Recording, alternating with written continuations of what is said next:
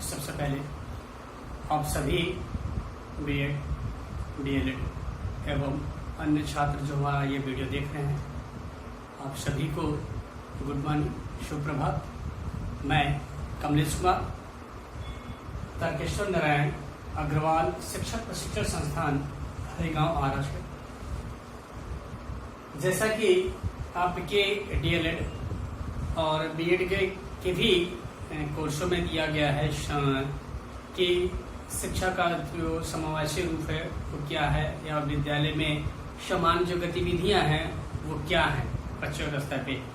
तो आज मेरा टॉपिक है यूनिट फर्स्ट, ये डीएलएड सेकेंड ईयर का है। यूनिट फर्स्ट में ये क्वेश्चन दिया गया है, प्रारंभिक स्तर पर शारीरिक शिक्षा वो सामान्य अन्य गतिविधियों का समावेश, वो इसका रूप क्या है,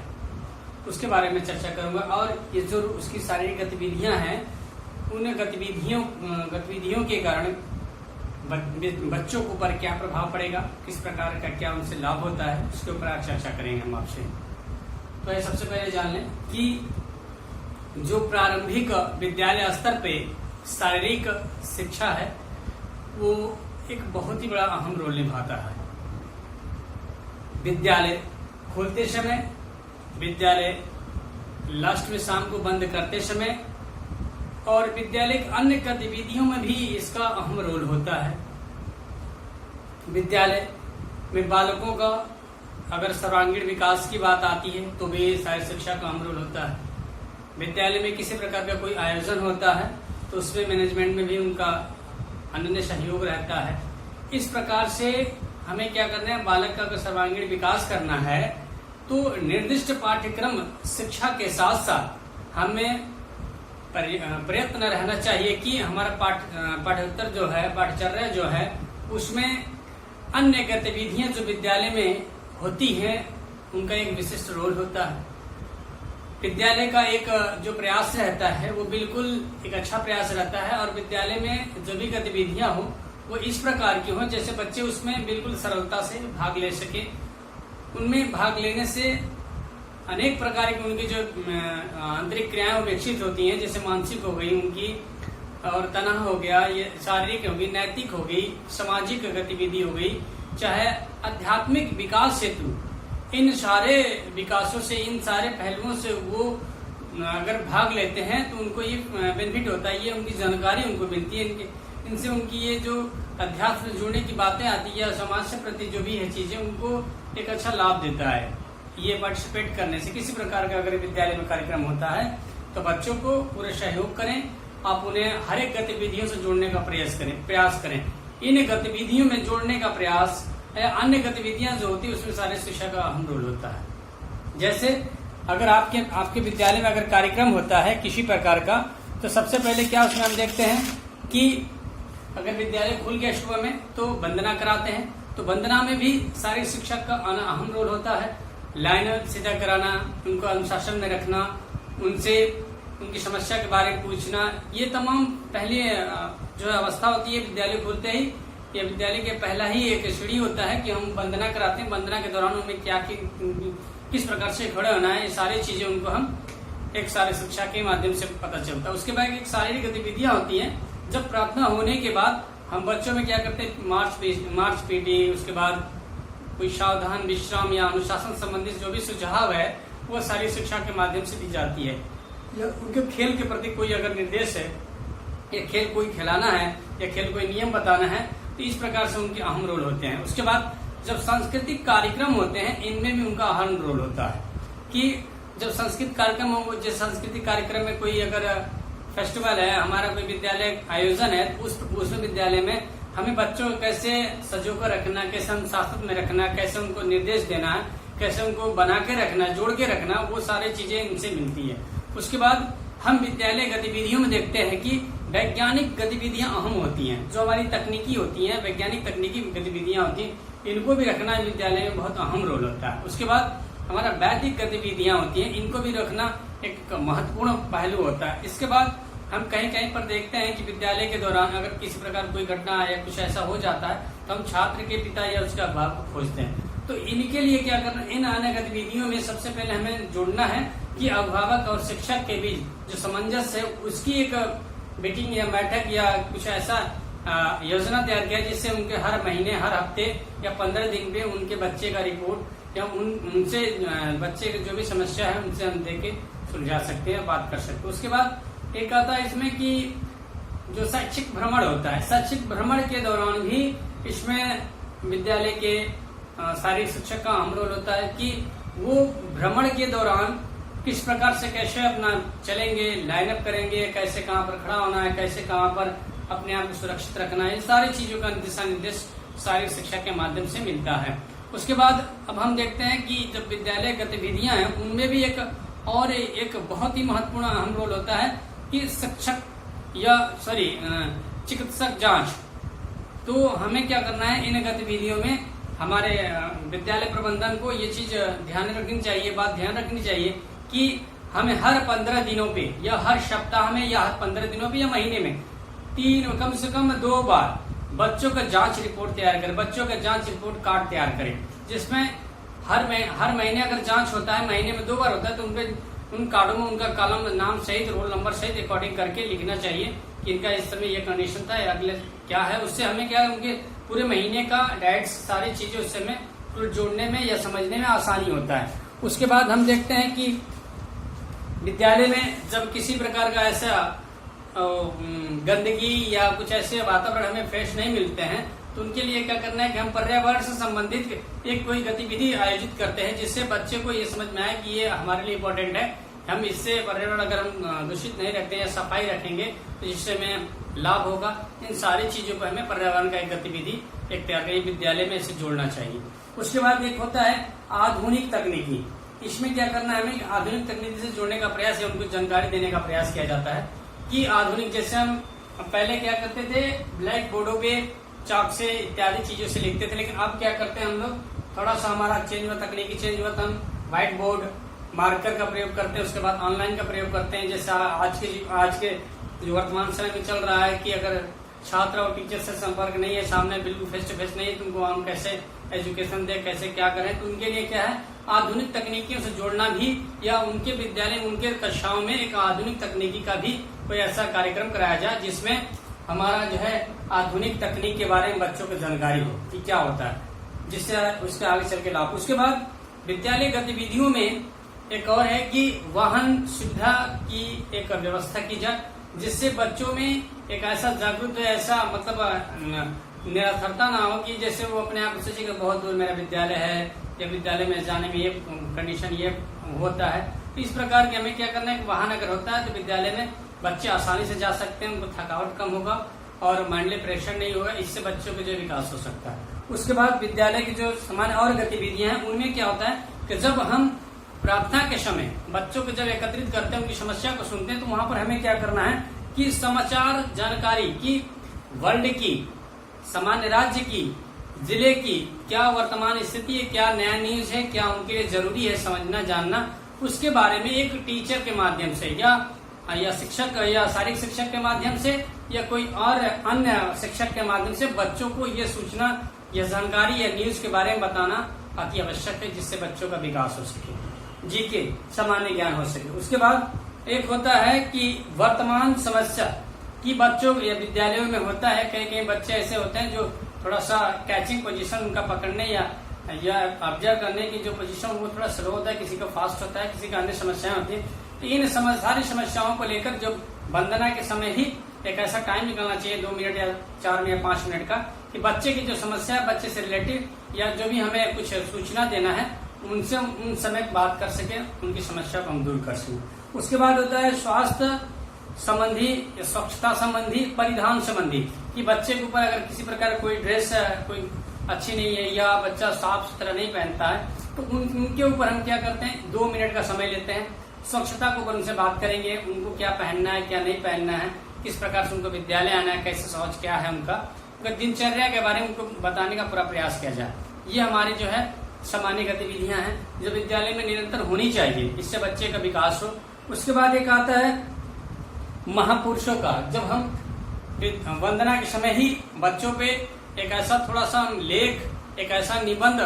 जो हम बताएं, एक ऐसे निबंध का जो लिखने के बाद उनको बोलने का तरीका, उनको जो या ऐसे महापुरुषों के बारे में 1 मिनट के लिए चर्चा करें, जिससे बच्चों को ये लगे नहीं हमारे महापुरुष या स्थानीय महापुरुष या जिला का या राज्य के कोई ऐसे हमारे हैं जिनके बारे में हम बच्चों के सामने 1 मिनट की शॉर्ट में संक्षिप्त में करके उनका इतिहास, उनके जीवन परिचय को बताने का प्रयास करें।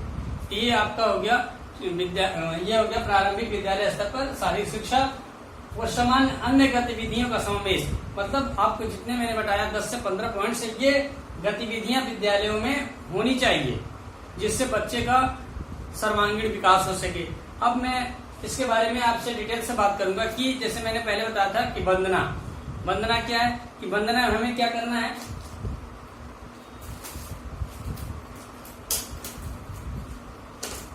वंदना में जैसे हमें करना है संगीत में स्वर, उसके बाद आपको किसी प्रकार के आप जिसको मानते हैं उसके बारे में थोड़ा सा अपने आप को 2-4-5 सेकंड के लिए उनको याद करें। उसके बाद विद्यालय में अन्य प्रकार की जो वंदनाएं होती हैं उनके प्रति सहानुभूति उनको हो बालकों में। उसके बाद आचार से संबंधित प्रातः काल से ही किसी प्रकार अन्य संस्कारात्मक जो है व्याकरण अन्य प्रकार के जो है संस्कारात्मक वातावरण का जो है निर्माण करें, जिससे बच्चों को जो है एक ऐसा फील हो कि मैं किसी भी कार्य को करने के लिए या सुबह का मेरा जो कार्य है वो बिल्कुल बहुत अच्छा है, जिससे हम अपने आप को अतिउत्साहित या सीखने का या अपने मन को शांति करने का प्रयास करें। ये आपका हो गया वंदना संबंधी। अब मैं आपको बताना चाहूंगा कि आगे मैंने बताया था सेकेंड पॉइंट में कि शारीरिक गतिविधियां क्या होती है। विद्यालय में प्रातः काल में सामूहिक शारीरिक अभ्यास बालकों को नियमित रूप से करवाया जाए, जिससे शारीरिक प्रतिस्पर्धा हेतु बालकों में विद्यालय के स्तर को लेकर राष्ट्रीय स्तर, नेशनल स्तर और अंतर्राष्ट्रीय स्तर पे बच्चों को जाने का थोड़ा सा अपने आप उत्साहन पर मिले, उनको जो है एक ऐसा प्लेटफॉर्म मिले विद्यालय के माध्यम से जिससे वो आगे बढ़ सके। उसके बाद अन्य गतिविधियों में अन्य शारीरिक गतिविधियों के साथ साथ विद्यालय को मैनेजमेंट को प्रबंधन को शारीरिक शिक्षक को चाहिए कि हमें हर सप्ताह में कम से कम 3 से 4 दिन उनको अनेक प्रकार के खेलों से जोड़े, जिसके बारे में उनकी जो है जानकारी हो, खेलने का प्रयास करें, नियम को जाने, शरीर को स्वस्थ रखे। जैसे अगर हम खेल कराना चाहते हैं बिल्कुल साधारण सा, तो उनके लिए क्या है अभ्यास कराने के लिए volleyball, kabaddi, kho kho, badminton, basketball, athlete, शतरंज, बैडमिंटन, टेबल टेनिस और तीरंदाजी। ये ऐसे खेल हैं जिनमें हम उनको बिल्कुल जोड़ के भी रख सकते हैं सभी बच्चों को एक साथ, उनमें एक अच्छा सामाजिक संस्कार भी दे सकते हैं, उनको खेल के नियमों के बारे में बता सकते हैं, उनको जो है खेलने का किस प्रकार से कैसे उनको आगे बढ़ना है खेलकर उसके बारे में जानकारी दे सकते हैं। हाँ, इन सारी गतिविधियों को हम बच्चे करने से पहले ये ध्यान दें कि ये जितनी भी खेल कर रहे हैं वो एक शारीरिक शिक्षक के नेतृत्व में ही करें, अन्यथा किसी प्रकार की अगर उनको चोट आती है तो वो उसमें थोड़ा सा चोटें गंभीर हो सकती है। इसलिए अगर शारीरिक शिक्षक के सामने करते हैं तो उसको करने का जो तौर तरीका है, नियम है, कानून है, उसे बताने का प्रयास करें। उस तरह से करेंगे तो आप चोट से बच सकते हैं। उसके बाद मैंने थर्ड में बताया था आपको सांस्कृतिक गतिविधियां, कि विद्यालय में उत्सव एवं जन्म उत्सव या जन्म तिथियों का आयोजन महाविद्यालय के प्रबंधन द्वारा या शिक्षकों द्वारा करना चाहिए, जिससे बच्चों में एक ऐसा फील हो, ऐसा महसूस हो, मार्गदर्शन करें कि हमारे ये महारथी हैं, हमें ये चीज इस प्रकार से मनानी चाहिए। उत्सव है हमारे लिए, हमारे विद्यालय के लिए, हमारे लिए खुद है, इससे हम सीखते हैं, पढ़ते हैं, आगे बढ़ते हैं। इस प्रकार की मानसिकता अगर उनके प्रति जाती है, बच्चों के अंदर जाएगी, तो इससे उनका भी एक सोशल सामाजिक गतिविधियों का विकास होगा। इससे आगे चलते हैं, इसमें देखते हैं कि वैज्ञानिक जो हमारी गतिविधियां थी, इन वैज्ञानिक गतिविधियों में हमें क्या देखना है, पाठ्यक्रम में निर्दिष्ट जो हमारे प्रायोगिक जो कार्य होते हैं उनके अतिरिक्त हमें क्या करना है, समय समय विज्ञान मेला, प्रदर्शनी जैसे करते हैं ना, कि हम कोई टूल्स बना के बच्चों के सामने या बच्चे टूल्स बना के कहीं कहीं जगह पर रखते हैं, या हम अपने लाइब्रेरी में बच्चों को ले जाते हैं, तो उनमें भी जगह जगह का जो है टूल्स विज्ञान से संबंधित रखते हैं, जिससे बच्चे देखकर क्या होते हैं, सीखने का प्रयास करते हैं। उनको ऐसा लगता है नए चीज मेरे लिए, हम सीखेंगे तो आगे बढ़ेंगे। तो ऐसी चीजों को जो है हमें रखना चाहिए लाइब्रेरी में। ऐसे चीजों को बच्चों को दिखाना चाहिए जिससे उनको जो सामाजिक विकास हो, नैतिक विकास हो, उनका जो मस्तिष्क का विकास हो, ये सारी चीजों को इससे जोड़ने का प्रयास करें। ये प्रदर्शनी के माध्यम से कर सकते हैं। उसके बाद इसमें अगर प्रदर्शनी में कराकर दिखाकर हम वाद विवाद प्रतियोगिता भी करा सकते हैं, जैसे पहचान, वाचन, तमाम चीजें इससे जोड़ने का प्रयास करें। ये आपका हो गया वैज्ञानिक गतिविधियां। अब हम आपको आगे बताएंगे कि वैदिक गतिविधियां क्या होती हैं।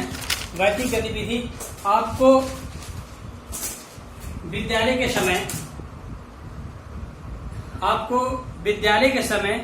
पर वैदिक प्रतियोगिताएं, जैसे विद्यालय का स्तर पे लेकर, एक मिनट, जैसे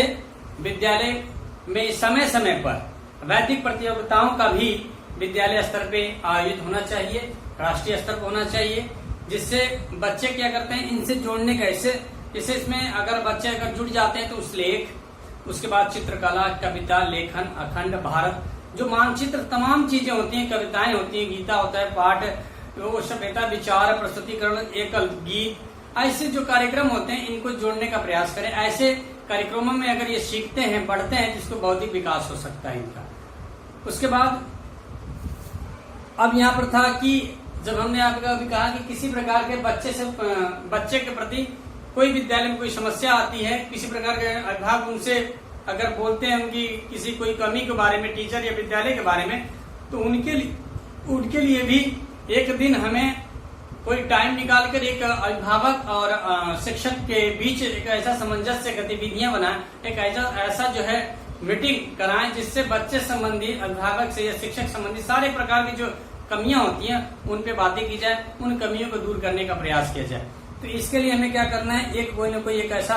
सम्मेलन आयोजन करना है जिससे वहां पर अभिभावक भी जुड़े, बच्चे भी साथ में आए। उसके बाद एक आता है शैक्षिक भ्रमण। हमने अभी बताया आपको कि शैक्षिक भ्रमण में भी एक ऐसा अनुशासन देखने को मिलता है शारीरिक शिक्षा के तहत कि बच्चे भ्रमण में कहीं ऐसे अन्य जगहों पर ना जाएं, और ऐसे जो बिल्कुल जगह जिसपे मना किया गया, सावधान किया गया, उनको भी उस पे ना जाए, उस पे बताने का प्रयास करें शारीरिक शिक्षक के माध्यम से। उनको बिल्कुल एक अनुशासन में रखने का प्रयास किया जाता है शैक्षिक भ्रमण के द्वारा, जिसमें अब भ्रमण अगर हम कराते हैं तो हमारे भ्रमण कराने का भी एक उद्देश्य होता है कि जहाँ पर ले जाते हैं उस स्थान के बारे में इतिहास, उसका उद्देश्य क्या था, उसके किन किन प्रकारों की क्या उससे उपलब्धि मिलती है, क्या उसका प्रभाव पड़ा है समाज के बारे में, इन सारी चीजों को लिखने, जोड़ने, एक नोट्स तैयार करने का भी जो है दायित्व तो बच्चों को दिया जाता है। और ये उनके द्वारा, विद्यालय प्रबंध द्वारा, या जो भ्रमण कराने के लिए ले जाते हैं, वहाँ पे जो शिक्षक नेतृत्व करते हैं उनको द्वारा ये सूचित किया जाना चाहिए बच्चों को कि वो भ्रमण करने के लिए जाने से पहले इन सारी चीजों को, जैसे नोटबुक, डाक पेन, बैग, पानी, ये सब सारी चीजों को अपने बैग में रख लें भ्रमण के दौरान। इन सब कुछ लिखना पड़ जाए, क्या करना है क्या नहीं, वो भ्रमण के दौरान जोड़ना ही पड़ेगा सबको। तो ये सारी चीजों का ध्यान फिजिकल एजुकेशन द्वारा, शिक्षक द्वारा ये निर्देशित किया जाता है कि अनुशासन में रहें, इन चीजों की आपको आवश्यकता पड़ेगी, ये चीजें ले लें, अपने बैग में सुरक्षित रख लें। तो ऐसे शैक्षिक भ्रमण के दौरान ये किया जाता है। अब मैंने आपको बताया था कि शैक्षिक भ्रमण के बाद अब एक और अन्य गतिविधियां आती हैं विद्यालय में, होनी चाहिए, अनिवार्य है कि चिकित्सीय जांच, हमें मेडिकली जांच हमेशा बच्चे को महीने में 2 बार, हो सके तो 15 दिनों में 2 बार, अगर नहीं होता है तो कम से कम महीने में 2 बार तो होना अनिवार्य है। इससे क्या होता है, बच्चे का जो स्वास्थ्य कार्ड तैयार होता है, उस बच्चे के स्वास्थ्य कार्ड में हम क्या करते हैं कि पहले दिन एडमिशन के दिन उसका जांच करते हैं, स्वास्थ्य मेडिकली जांच होता है, उसके बाद फिर 15 दिनों बाद एक जांच करा, फिर लास्ट महीने बाद कि बच्चे का जो अगर जो पढ़ रहा है या किसी प्रकार की समस्या आ रही है तो क्यों आ रही है, मेंटली प्रेशर है, शारीरिक प्रेशर है, या अंदर कौन फॉल्ट है शरीर में जिससे उसको पढ़ने में कोई दिक्कत आती है। इस प्रकार के चिकित्सीय जांच होने से बच्चे को सही समय पर रोगों के बारे में पता चलेगा, उसका उपचार किया जा सकता है और उसको स्वस्थ किया जा सकता है। इसलिए हमें सबसे पहले बच्चों का एक रिपोर्ट, चिकित्सीय रिपोर्ट कार्ड तैयार करना चाहिए विद्यालय में। ये अन्य गतिविधियां जो महत्वपूर्ण गतिविधि है। उसके बाद आता है पर्यावरण की अन्य गतिविधियों में, जो हमारे अन्य गतिविधियों का समावेश है, उसमें पर्यावरण का बहुत ही अहम रोल होता है। जैसे पर्यावरण में शिक्षा के प्रति अगर जागरूकता उत्पन्न हम करने हेतु विद्यालय परिसर में किसी प्रकार का उसमें बाहरी पर्यवेक्षण या रोपण करना चाहते हैं तो उसमें पेड़ों को देख रेख या अन्य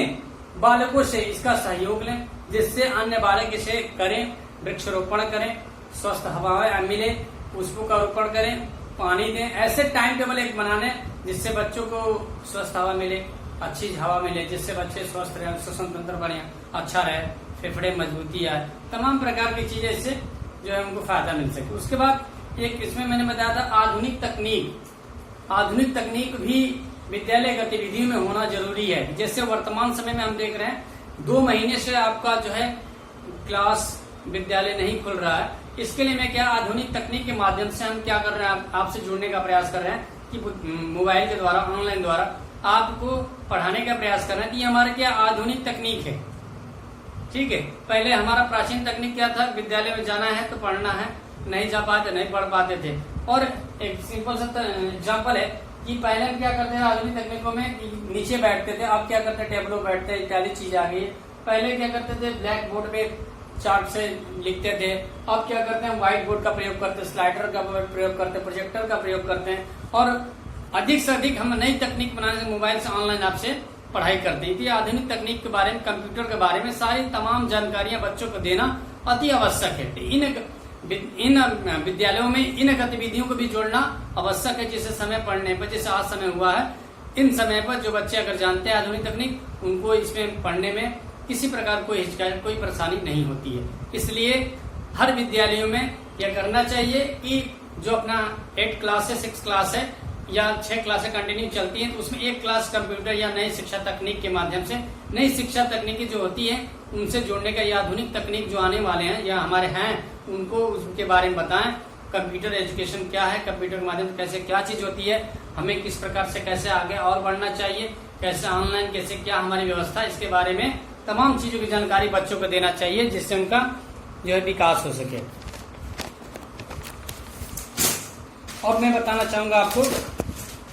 कि अगर विद्यालय में बच्चे किसी प्रकार का अगर कहते हैं कि ये विद्यालय मेरा इतना दूर है, ये विद्यालय मेरा इतना दूर है, मुझे जाने में परेशानी है, मुझे जाने में तबीयत खराब है, थक जाता हूँ, तो मैं पढ़ूंगा क्या, तो उनके लिए क्या है कि विद्यालय में कोई वाहन का जरूर ही सुविधा बनानी चाहिए, जिससे बच्चे जाने में किसी प्रकार की हिचकिचाहट ना हो, बच्चे को आने जाने में जो थकावट है वो ना हो, बच्चे को जाने के प्रति जो मानसिक तनाव बन जाते हैं, चिंता बन जाता है, वो ना हो। इससे बच्चे में क्या है, एक अच्छा विकास होगा, अच्छा समायोजन होगा, अच्छी सोच आएगी। तो हमें विद्यालय में वाहन की सुविधा जरूर करना चाहिए, जिससे बच्चे को अन्य प्रकार की बीमारियों से रोका जा सके, अन्य प्रकार की परेशानियों से रोका जा सके। फिर मैंने आपको अगले बताया था कि समाचार, हमें वंदना के समय, जब वंदना हमारा बच्चे करते हैं, लाइन में खड़े रहते हैं, तो उस समय हमें क्या करना है, न्यूज जो वर्तमान समय का, जो उस दिन का न्यूज, कोई मुख्य न्यूज होता है उसके बारे में 1 मिनट बच्चों को बताएंगे कि आज का न्यूज ये है, आज हमारे देश में ये चीज घट रही है, ये चीज हो रहा है। इससे बच्चे क्या होते हैं, इनके सामान्य ज्ञान, इनके बढ़ने का प्रयास, सामान्य ज्ञान बढ़ता है, उनको उसके प्रति चेष्टा उनके ओर जागृत होता है कि हम भी इस चीज को पढ़ें, जानने का प्रयास करें। इससे हमारा ये सामान्य ज्ञान बढ़ता है बच्चों का। उसके बाद एक था, मैंने बताया था कि वंदना के समय ही 1 मिनट और एक्स्ट्रा निकालें, जिससे वंदना हमारा 15 से 20 मिनट में चलता है, तो 20 मिनट के अंदर अन्य गतिविधियों को बात करें। जिसमें था, हमने बताया था कि वंदना के समय ही 1 मिनट और समय निकालें, जिसमें वर्तमान स्थानीय महापुरुष या अपने जिले के महापुरुष या आपके राज्य के जो महापुरुष हैं या हमारे देश के जो महापुरुष हैं, उनके बारे में थोड़ा सा 1 मिनट संक्षिप्त में उनका परिचय दें, जिससे बच्चे प्रभावित हों, उनको जानने का प्रयास करें, उन्होंने क्या किया था, कैसे, क्यों उनका नाम यहाँ लिया जा रहा है, क्यों मुझे बताया जा रहा है, ऐसी रोचक बातें उनके अंदर आने का, या सीखने या जानने का प्रयास करें। तो हमें 1 मिनट में किसी महापुरुष को पर डे, प्रतिदिन किसी न किसी एक महापुरुष के बारे में संक्षिप्त परिचय दे उनका, जिससे बच्चे को जानने का, उनका इतिहास, इसके प्रति उनका लगाव बढ़े। उसके बाद मैंने बताया था कि 1 मिनट और समय निकाले वंदना के समय, एक मिनट की बच्चे से उनकी समस्या पर पूछें, उनकी समस्या के बारे में बताएं, या अपना कुछ निर्देश देना है तो उनको निर्देश दें कि हमारा आज का कार्यक्रम ये है, ये ऐसे करना। 1 मिनट, ज्यादा समय न लें। ये हमारे अन्य गतिविधियां। उसके बाद हमने इसमें आपको बताया था कि स्वच्छता के प्रति जागरूक करना, 1 मिनट का और समय लेकर कि बच्चों को स्वच्छता के ऊपर उनको कैसे मतलब सुबह में कैसे फ्रेश होना है, क्या करना है, कैसे पहनकर आना है, कौन सा कपड़ा कैसा रहेगा, नाखून बाल क्या है उनका, सारे चीजों पे 1 मिनट समय निकाल कर उनके बात करना, समझाने और बताने का प्रयास करेंगे। ये हमारा हो गया आज का प्रारंभिक विद्यालय स्तर पर शारीरिक शिक्षा और अन्य विद्यालयों में अन्य प्रकार की गतिविधियों का समावेश और उसका रूप क्या है, मैंने उसके बारे में इसका बताया आपको और उसके फायदे भी मैंने बताया, इससे बच्चों का कैसे विकास होता है। तो आज के लिए इतना ही, फिर अगले वीडियो में आपसे मिलते हैं। जय।